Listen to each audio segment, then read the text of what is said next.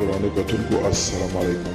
زه محمد سلمان همدرد د حق غږ پښتو چینل خبري لنډیز کې ستاسو کوربه اوس تاسو پام را اړوم د مهمو خبرونو لنډیز ته.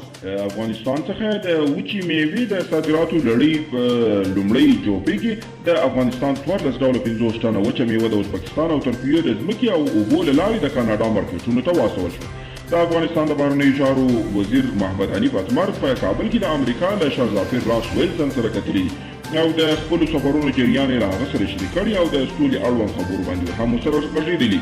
د اداري فساد له لویو جرمونو سره د مبارزې عدلیه او قضایي مرکز ابتدایه محکمې د بلخ پخوانی ښاروال محمد نصیر عیني له وظیفوي واک څخه د ناوړه استفادې په تور په یو کال او 6 میاشتو تنفیذي حبس محکوم کړی دی.